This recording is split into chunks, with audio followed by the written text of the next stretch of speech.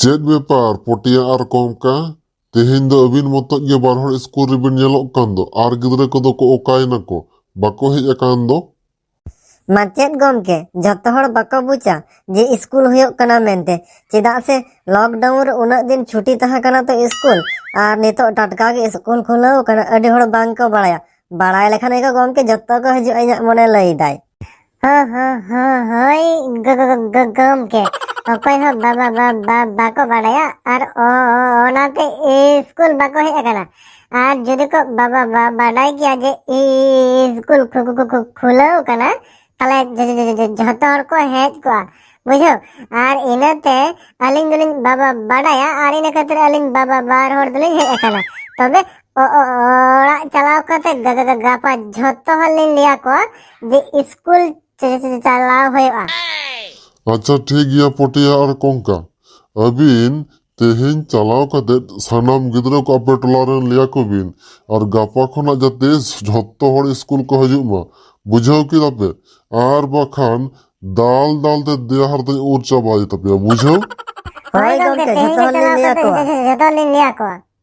अच्छा कंका और पटिया नुआ लॉकडाउन रे चेक पढ़ा को मा पे दो सानाम पे पढ़ाव कना तो होय गमके पढ़ाव दले पढ़ाव कान गया थोड़ा थोड़ा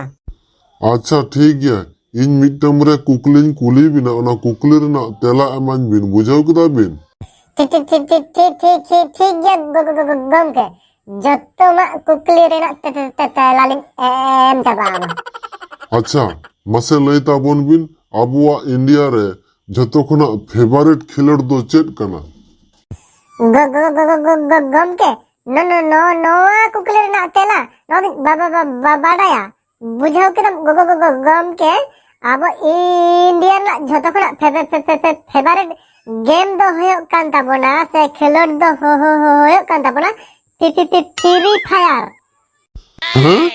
चेम लिखिता कोंका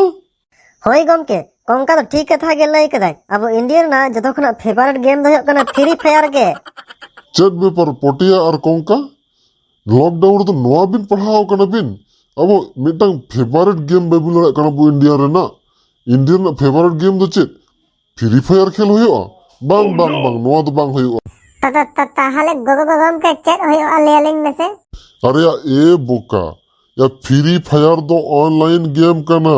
बुझाव ओना विदेश दिसम रेना गेम कना अब इंडिया रेना दो बांग कना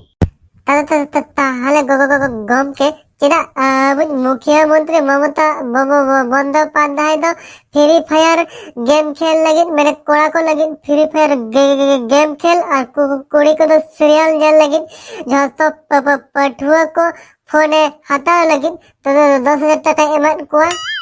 होय गमके कंका तो ठीक कथा गे लई कदाय और ओना पैसा तेगे तो अलिन हो हटा लखना फोन ले हताव काते फ्री फायर गेम को तो लॉकडाउन दलिन खेल कानते और ओना तेगे अलिन दुलिन बुझाव दा पलन ऑनलाइन गेम गे मेने अब इंडिया रे दो फेवरेट गेम कना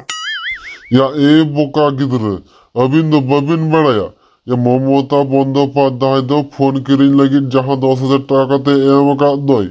ओना दो ने फ्री फायर गेम खेल और सीरियल जेल लगी दो बांगा उन्हें दो पैसा एम कदाय ऑनलाइन ते जाते पढ़ाव होयो मा ओना लगी ते ताहले गमके नोआ लगी गे ममता बंदोपाध्याय दो फोन किरी लगी 10,000 टका दो एम कदाय ताले एनते खान दो उनी आले आतोनी ताड़ा दो चेदा दिनर हेलो ओना फोन तेगे आइरन गर्लफ्रेंड को संग वीडियो कॉल ते रपड़ कनाई गमके इन गर्लफ्रेंड फोन कदाय कटी रिसीवा हेलो माय डार्लिंग मा लई तला में चे एम लई तलांगा यदि ए पटिया नोआ तो चेक लका बिन मोने कदा नोआ तो कना क्लासरूम क्लाब ओड़ा दो बांग कना अबिन जहां लका बिन मोने अंका गिबिन कोरावा नीतो को फोन दोहो गद में और बांग खान दाल दा दिया हर तलंग उरतमा गमके ताहले आम गर्लफ्रेंड को फोन करते